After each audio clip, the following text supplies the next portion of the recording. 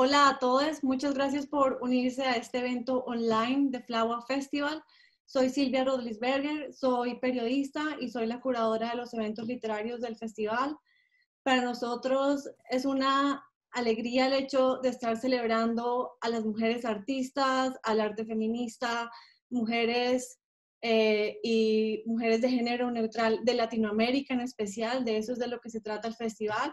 Y feliz especialmente de darle la bienvenida a Ariana Harwicks y a Gabriela Cabezón Cámara. Un dúo impresionante, escribió ayer una persona en Twitter y no podría estar más de acuerdo. Para empezar con el conversatorio voy a introducir a las escritoras. Ariana Harwicks ha escrito 4 libros en español: Mátate Amor, La débil mental, precoz y degenerado. Mátate Amor y La débil mental han sido publicados en el Reino Unido por Charco Press. Die My Love fue nominada al International Booker Prize en el 2018. Ariana estudió guión cinematográfico, dramaturgia, licenciatura en artes del espectáculo en París y un máster en literatura comparada en la Sorbona. Sus libros han sido traducidos a diferentes idiomas, incluyendo portugués, polaco y hebreo. Ariana Harwicks, bienvenida. Hola, bienvenida, bienvenidos. Y Gabriela Cabezón Cámara es autora de las novelas La Virgen Cabezas y Las aventuras de la China Iron, ambas publicadas en el Reino Unido por Charco Press. Las aventuras de la China Iron está nominada al International Booker Prize 2020. Es autora también de 2 novelas, Le viste la cara a Dios y Romance de la negra rubia, y de las novelas gráficas Bella y A su despojo fue una muchedumbre. Gabriela estudió letras en la Universidad de Buenos Aires. En 2013 fue escritora residente en la Universidad de California en Berkeley. Actualmente ejerce el periodismo de manera independiente. Gabriela Cabezón Cámara, bienvenida. Gaby, prende tu micrófono. Me gustaría empezar por invitarlas a leer fragmentos de sus libros. Vamos a empezar con Ariana. Ariana va a leer un fragmento de La débil mental. La débil mental fue publicada en el 2019 en el Reino Unido por Charco Press como Feeble Minded. Es una novela que cuenta la historia de 2 mujeres, madre e hija, que son inseparables, 2 caras de la misma moneda. Y son 2 mujeres muy erráticas. Viven en una casa en el área rural, tienen relaciones con hombres imposibles. La masturbación es un antídoto para el aburrimiento, para el confinamiento. Es una salvación para esa relación madre-hija que las absorbe. La hija está enamorada de un hombre casado, quien al intentar terminar la relación para quedarse con su esposa, se encuentra con una venganza macabra, pensada por la madre y ejecutada por la hija. Como todos los personajes de Harwicks, son mujeres que rompen con los parámetros impuestos a las mujeres por la sociedad, son mujeres que cuestionan las convenciones sociales con sus formas de actuar y de pensar. Ariana, te invito a que leas por favor un fragmento de tu libro. Bueno, para no ser original, no hay nada peor que ser original, leo el comienzo, listo. No vengo de ningún lado, el mundo es una cueva, un corazón de piedra que aplasta, un vértigo plano. El mundo es una luna cortada a latigazos negros, a flechazos y escopetazos. ¿Cuánto hay que cavar para dar con el desprecio, para hacer que mis días ardan? Yo podría haber nacido con ojos blancos como este bosque de pinos lisos y sin embargo me despiertan las cenizas de un volcán sobre los tréboles del jardín y sin embargo mamá se arranca mechones y los tira al fuego. El día comienza, soy un bebé y mamá está sentada de espaldas en su sillón y llora. Me despierto niña, afuera las lavandas, adentro mamá y sus cabellos negros entre las brasas. Hay extractos de nubes en todas partes, bajas y blancas, altas y pasajeras, oscuras e intermedias.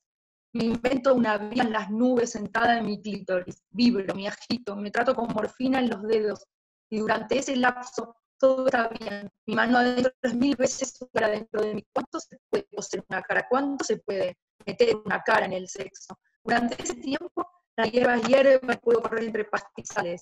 De la misma manera de existir, a mí me tocó esta. No reconozco a nadie, cuando me ataca la gran desesperación, vivo en cualquier parte. Mamá dejó de llorar, ya camino sola, ya hablo, ya compartimos la ropa. Quiero que él regrese contra todo pronóstico, contra todo duelo. Quiero que sus ojos me destierren y ver la punta de los árboles. Mi cabeza toma un giro, mi cabeza en picada se incrusta. De pronto tengo el tono de una muerta, la cara hinchada de una adicta en la bañera. el cuerpo épico de la que va a saltar al vacío rocoso. De pronto, noto que es mediodía y los ojos azules de las liebres brillan fríos, y salgo a comer, pero es pasado. ¿Me pongo a orar o es que estoy enamorada? Le pido que me escupa, que me rompa la cara de una bofetada. Me lo quedo mirando, no estoy tocada, solo poseída. Siempre es la misma respuesta, me aburro, mamá. Mi cerebro son polillas en un jarro y se ahorcan. Súper fácil para traducir, ¿no? Gracias, Ariana Harwicks, por leer un extracto de La débil mental. Ahora voy a introducir el libro de Gabriela Cabezón Cámara, Las aventuras de la China Iron. Cuenta la historia de una mujer en el siglo XVII, de 14 años, madre de 2 niños, casada a la fuerza con el gaucho Martín Fierro. Después de que Fierro, su esposo, es obligado a unirse al ejército, la China queda libre para vivir su vida a su manera. Emprende un viaje con su perro Estrella, una aventura donde conoce a Liz, la escocesa que emigró a Argentina a cuidar una hacienda. Liz está viajando en una carreta hacia tierra adentro en busca de su esposo y de la hacienda en la que va a trabajar. China y Liz crean un vínculo de amistad, de deseo, de amor, de descubrimiento. Las aventuras de la China Iron es también un libro que cuestiona el machismo, el colonialismo, la monogamia y que por el contrario celebra el poliamor, las relaciones queer, que nos presenta una historia alternativa a la historia original del poema gauchano, canon de la literatura argentina, Martín Fierro. Y esa historia alternativa reivindica a la mujer, toma un personaje secundario y crea esta historia maravillosa de la cual vamos a escuchar un fragmento ahora. Bueno, hola a todas, a todos, a todes. Yo tampoco voy a ser original y voy a leer el principio, un par de párrafos. Fue el brillo. El cachorro saltaba luminoso entre las patas polvorientas y ajadas de los pocos que quedaban por allá. La miseria alienta la grieta, la talla, va arañando lenta la intemperie y la piel de sus nacidos. La hace cuero seco, la cuartea, les impone una morfología a sus criaturas. El cachorro todavía no. Irradiaba alegría de estar vivo, una luz no alcanzada por la triste opacidad de una pobreza que era, estoy convencida, más falta de ideas que de ninguna otra cosa. Hambre no teníamos, pero todo era gris y polvoroso, tan turbio que cuando vi al cachorro supe lo que quería para mí. Algo radiante. No era la primera vez que había visto uno. Incluso había parido mis criaturas, y no es que no destellara nunca la llanura. Refulgía con el agua, revivía aunque se ahogara, toda ella perdía la chatura, corcoveaba de granos, tolderías, indios dados vuelta, cautivas desatadas y caballos que nadaban con sus gauchos en el lomo, mientras cerca los dorados les brincaban veloces como rayos y caían para lo hondo, para el centro del cauce desbordado.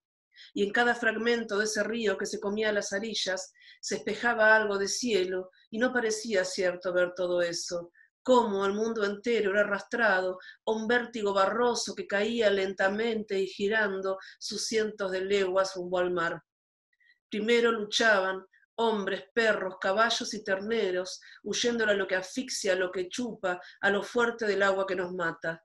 Unas horas después ya no había guerra. Era larga y era ancha la manada, cimarrón como el río mismo, ese ganado ya perdido, arrastrado más que arriado, dando vueltas los carneros y todo lo demás. Las patas para arriba, para adelante, para abajo, para atrás, como trompos con eje horizontal. Avanzaban veloces y apretados, entraban vivos y salían kilogramos de carne putrefacta. Era un cauce de vacas en veloz caída horizontal. Así caen los ríos en mi tierra, con una velocidad que a la vez es un ahondarse. Gracias, Gabriela, por compartir un extracto de tu libro, Las aventuras de la China Iron. Quiero empezar por preguntarles de dónde surge la idea de estos personajes. En el caso de Gabriela, ¿cómo surge China Iron? Y en el caso de Ariana, ¿de dónde surge La débil mental? Bueno, esto surgió de una manera medio sorprendente para mí. Me habían dado una beca en la Universidad de Berkeley, California, como escritora residente, que era como un golpe de suerte. Yo no sé ni siquiera llenar un formulario, así que nunca aplico a ninguna beca. De verdad, no sé llenar formularios. Y me llegó esta beca y fui, y era todo muy hermoso, es un lugar lleno de árboles, esos redwoods maravillosos, y de ardillas, y de parques, y de gente de todos lados del mundo, y de todos colores, y yo no tenía nada que hacer más que pasarla bien, tomar sol, y dar un taller de escritura creativa, que a mí se me había ocurrido que fuera de escritura en verso, de narrativa en verso en Argentina es gauchesca, entonces estaba leyendo gauchesca como loca. Un detalle no menor es que cerca de Berkeley está Napa Valley, que es un lugar que tiene unas bodegas increíbles, y yo había descubierto el Pinot Noir. Entonces estaba muy divertida, de muy buen humor, frecuentándolo con mucha asiduidad, y leyendo muchísima gauchesca, y ahí se me hizo carne algo que ya sabía, pero una cosa es saber y otra cosa es que se te haga parte del cuerpo, ese saber. Que no había ninguna mujer contando nada en la gauchesca, no había ninguna perspectiva de mujer. Y es un género que, entre otras cosas, cuenta la consolidación de la nación argentina, la desgraciada y cruenta consolidación de la nación argentina. Entonces pensé, bueno, qué lindo, qué divertido contar esta historia desde la perspectiva de una chica. Y ahí arranqué. Y totalmente divertida. La verdad que es un libro que leyendo me causó mucha alegría, me causó risa. El twist del final, yo tenía los ojos abiertos de par en par, la boca abierta de par en par y no paraba de reírme. Y Ariana, cuéntanos de dónde surgió La débil mental. Bueno, compartimos, entre otras cosas, empezamos a ver lo que compartimos, no sé llenar formularios, una gran incapacidad para el arte del formulario, entre otras incapacidades varias que Silvia pudo comprobar con la tecnología, y también no gané ninguna beca, pero ahí veo una gran contradicción, una gran paradoja en las becas, ¿no? Porque hay un mundo idealizado, muchos escritores lo dicen, extraordinario para ser feliz y gozar, pero no sé si eso es escribir, ¿no? O por lo menos no solamente eso, ese mundo dispuesto, hedonista. La débil mental también siempre es tramposo tratar de decir a posteriori, hay como una trampa ahí, pero bueno, hay que seguir las pistas de las trampas. Decir de dónde surge una novela, de dónde sale la lengua de una novela, siempre me costó mucho y siempre invento alguna respuesta porque la verdad, como diríamos nosotros, la posta, no lo sé. No lo sé. Sé que siempre me obsesionaron las mujeres que tienen una diferencia de edad y que nunca termino de entender si son madre e hija, que si se salteó una generación y es la abuela y la nieta, si son amantes y nieta y abuela, es decir, ¿qué son? Y hay un lazo ahí, una corriente erótica y de odio también que hay entre dos mujeres que se parecen, que los vemos en las fotos de generaciones pasadas, en los cuadros, y entonces la débil mental surge de ahí, de eso que pasa en los cuerpos de dos mujeres que son madre e hija, ¿no? Al escucharlas leer fragmentos de sus libros, me doy cuenta que el ritmo con el que ustedes leen la historia es el ritmo también que uno como lector percibe. Uno como lector percibe la música que el escritor pensó cuando estaba escribiendo el libro, casi como si fueran partituras que nosotros los lectores podemos leer. Entonces me gustaría preguntarles sobre el ritmo de los libros, sobre la musicalidad de las palabras que escogen. Bueno, esa sería otra cosa que compartimos con Ariana, creo yo, que es que las dos tenemos en cuenta la materialidad de la lengua. No la trabajamos como un medio, sino como un fin. Para nosotras la lengua es algo que tiene materialidad. Parte de esa materialidad es el sonido. Entonces, una novela es una historia, sí, pero no podría serlo si no tuviera una música propia. Es una historia que es una música. En mi caso particular, hasta que no le encuentro la música a la prosa, no arranca la novela. No, para mí no tiene sentido. Si no me atraviesa por el cuerpo, si no me atraviesa el cuerpo con una vibración, con un ritmo, la novela no funciona para mí. Para mí la novela, la escritura es algo que pasa en el cuerpo. O sea, la lengua es material, tiene sonido. Incluso es muy interesante a veces cuando te pones a escribir teniendo esto en cuenta, porque te das cuenta que vos podés hacer cadenas lógicas, entendiendo por lógica secuencialidades de significado, pero también puedes hacer cadenas fonéticas y dejarte sorprender por cómo estalla el sentido, y ahí aparecen sentidos que no se te hubieran ocurrido antes. Hay algo que viene, que la música de la lengua tiene, que si la obvias te perdés mucho. Creo yo, mi modesta opinión, y así funciona para mí, ¿no? Por supuesto. Y Ari, ¿tú qué cuentas? ¿Tú qué piensas, Sí, Ariana? sí, obviamente, ¿no? Y que el otro día estaba escuchando en las masterclass, que trato de siempre de seguir las masterclass de las clases de los pianistas que enseñan el arte de la interpretación y de ejecución, y estaba Barenboim diciendo algo así como que para que en realidad en el ideal, en un mundo ideal, que es lejos de ser este, ¿no? Pero en un mundo ideal, todo intérprete, todo pianista debería conocer la lengua del músico que compuso, ¿no? La sonata, el movimiento, del músico que compuso el pentagrama, la música original.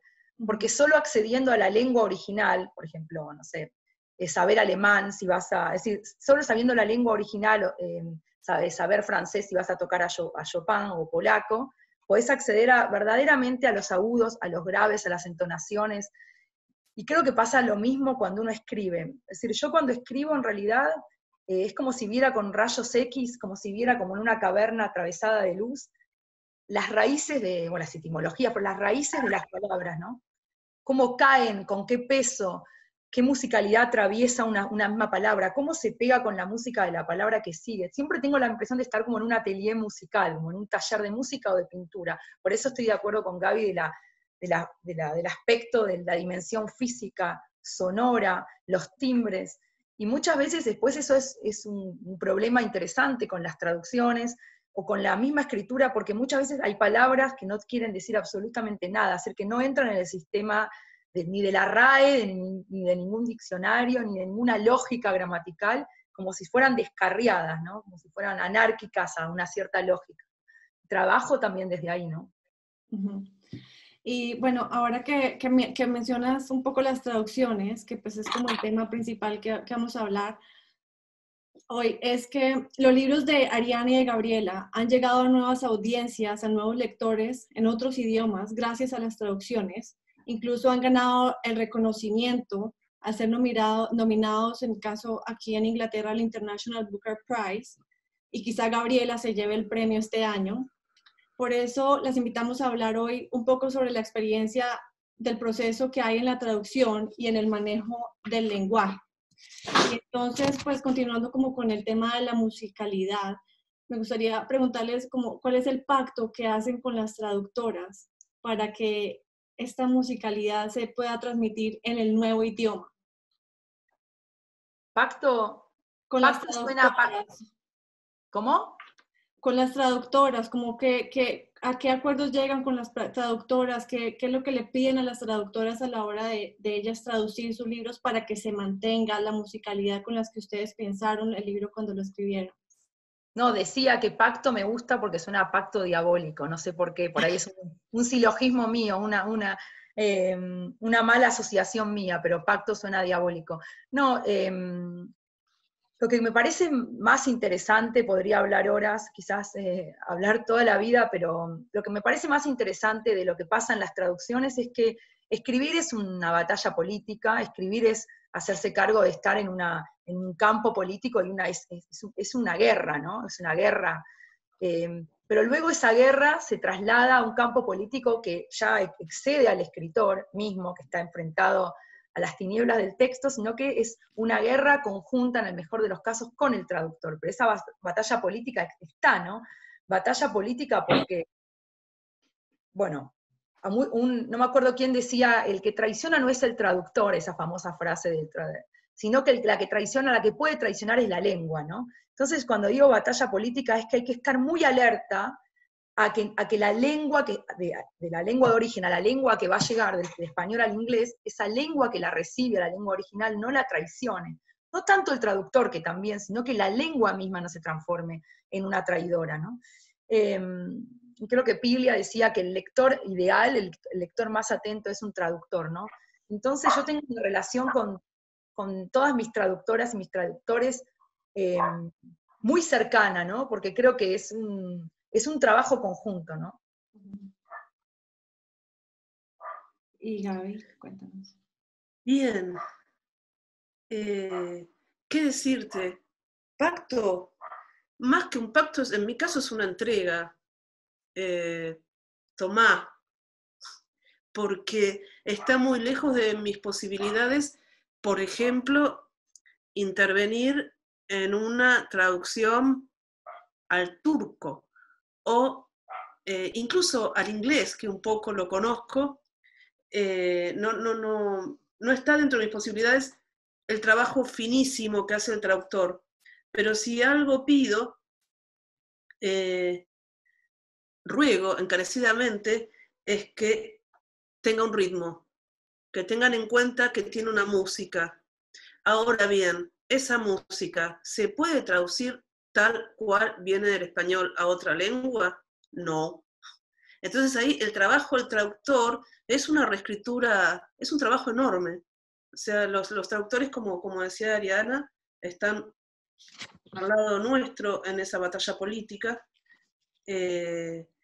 y son aliados de enormísima importancia. De hecho, yo celebro que editoriales como Charco Press pongan los nombres de autor y traductor en la tapa, ¿verdad? Porque es una obra conjunta. Y bueno, tal vez es para otro momento, pero si vamos a hablar de batalla política y traducción, siendo de Latinoamérica, tenemos mucho para decir. Un montón.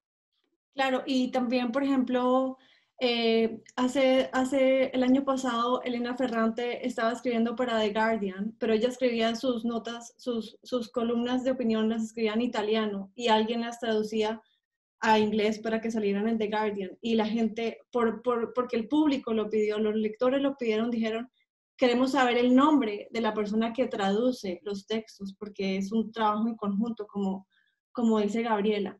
Y también me llama la atención que tú dices, Gaby, que es una entrega.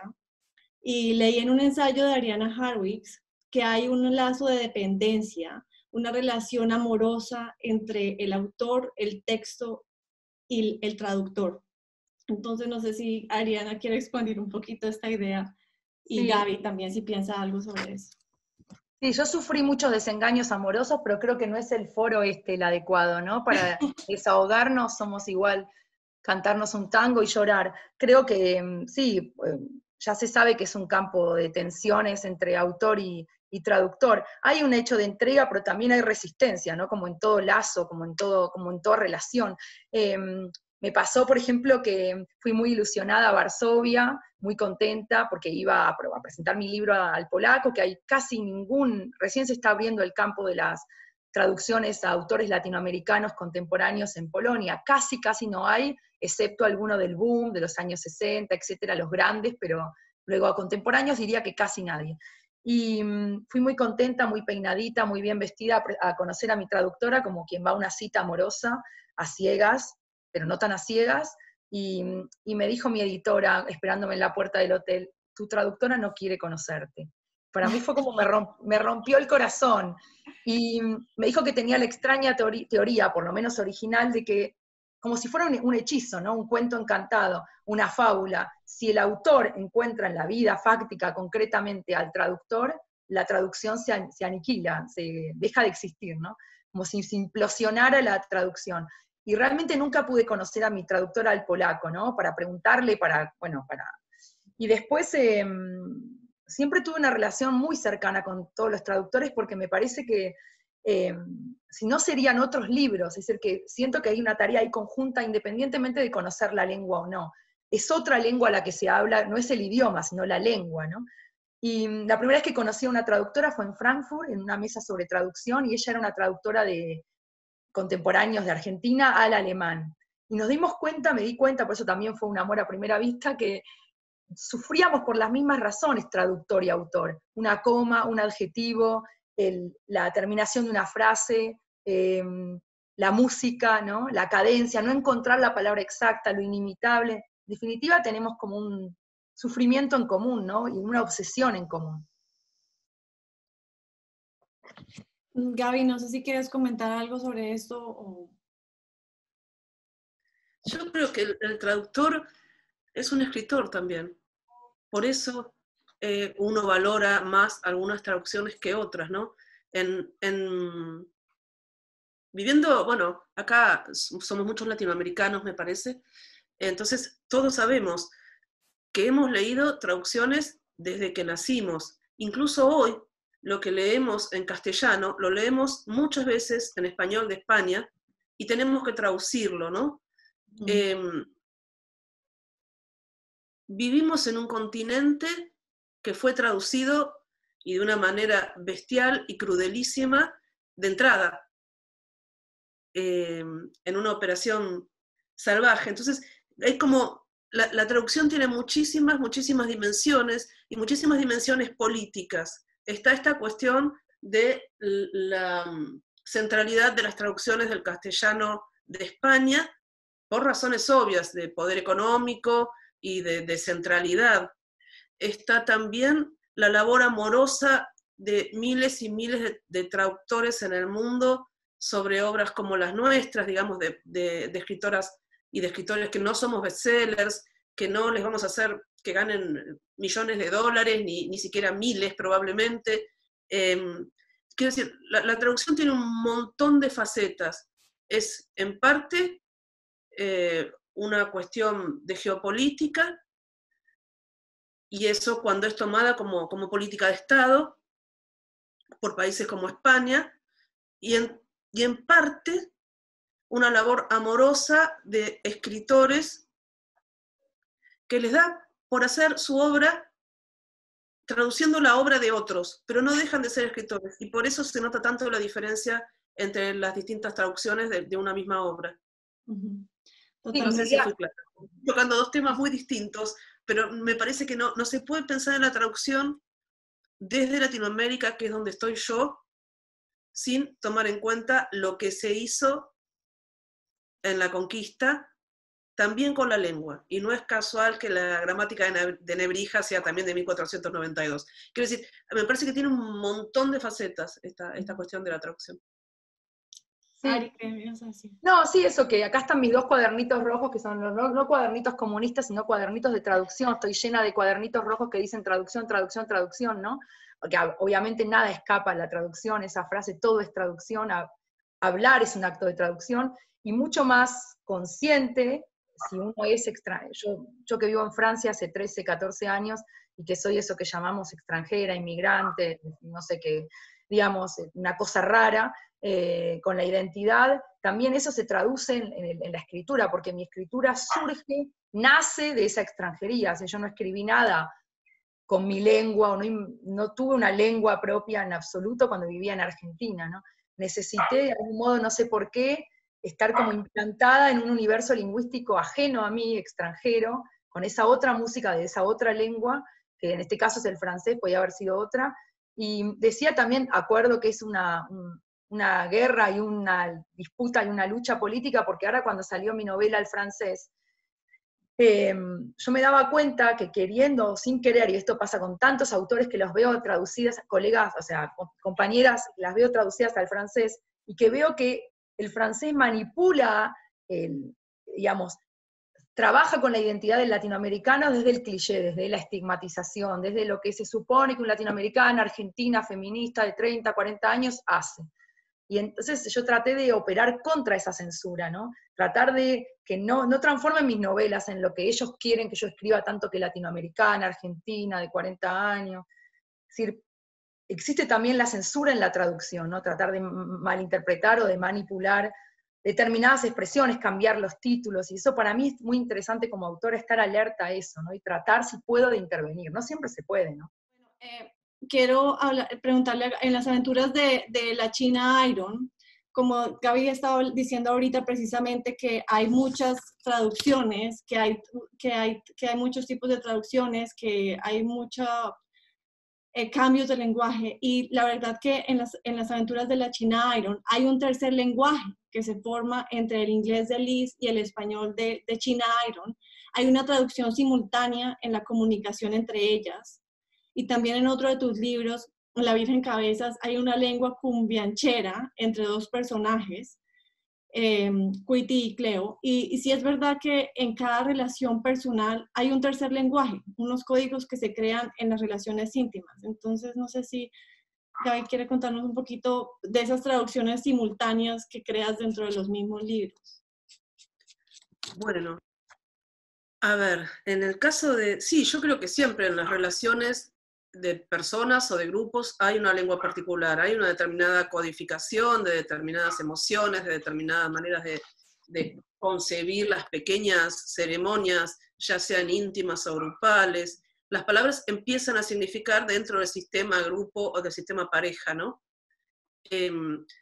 Por otra parte, lo que pasa con el inglés en esas dos novelas es que, bueno, es claramente la lengua del imperio, ¿no? En el sentido del lugar donde está el dinero, el poder, el saber, más concentrado que en el resto del mundo.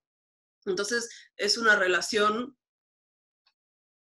así medio extraña, medio de apropiación de esa lengua, de agarrar ese inglés y hacerlo sonar en el castellano rioplatense, y en La Virgen Cabeza, y en Las Aventuras de la China Iron tiene que ver con una especie de encuentro mágico que se da entre ellas dos, que hace que la distancia de lengua no sea un problema, ellas se entienden igual.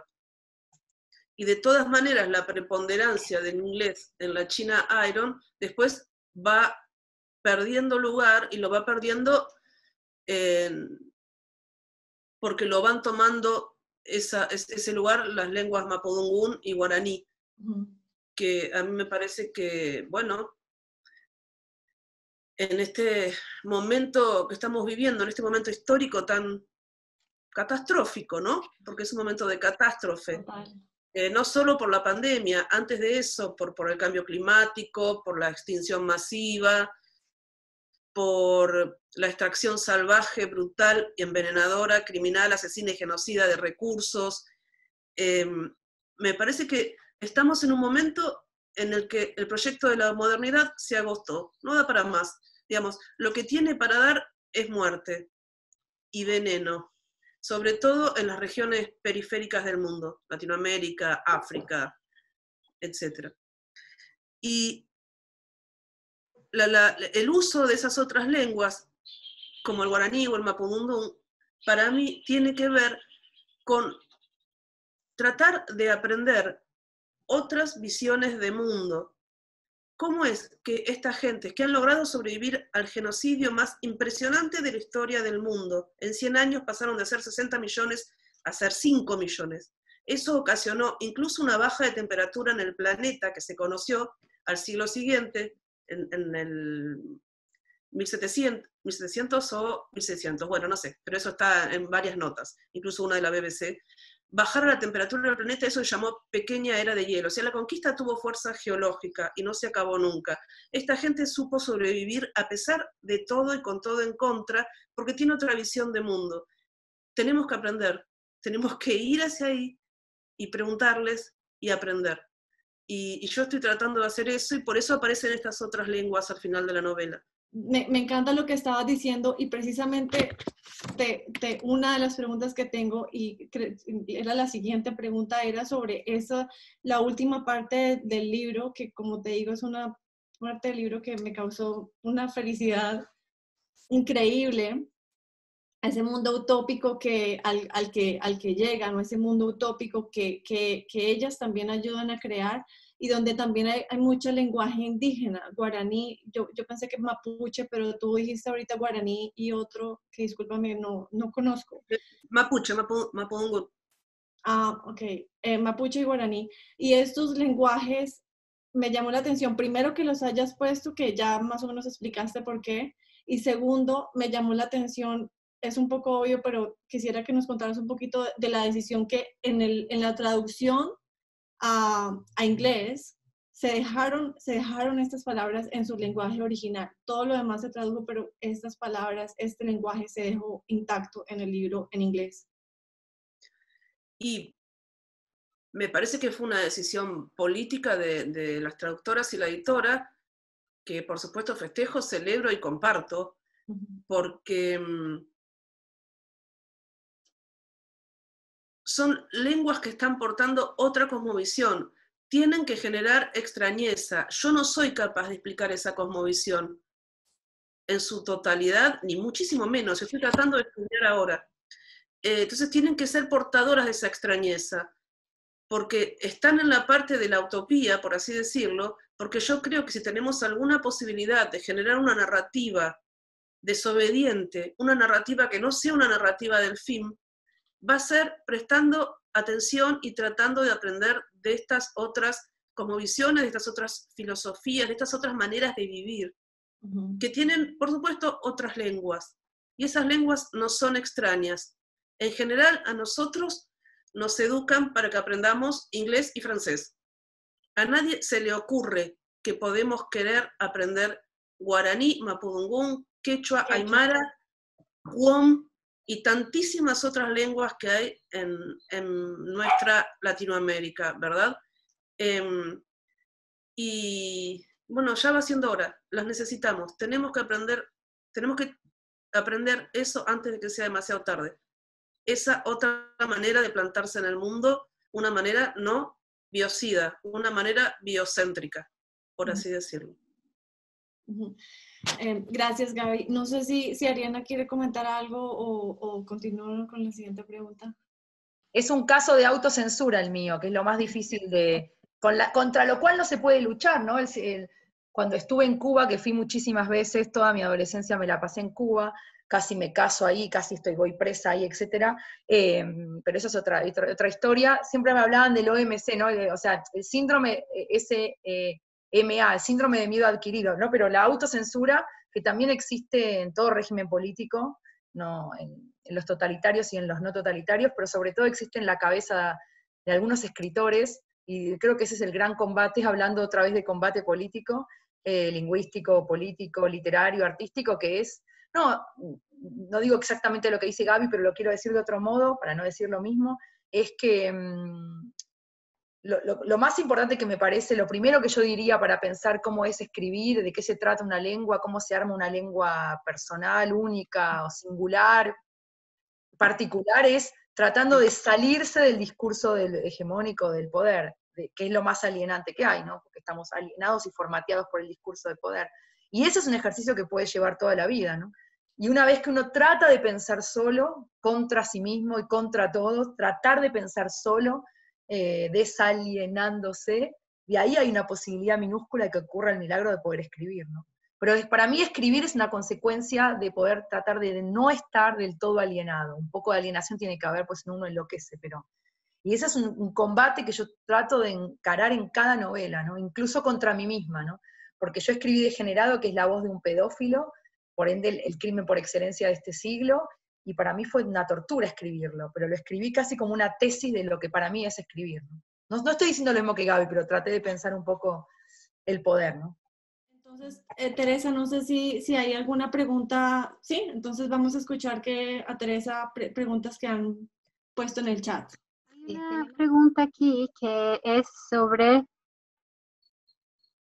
la voz femenina está gritando en América del Sur. ¿Creen que es posible que se pierda ese grito en una traducción?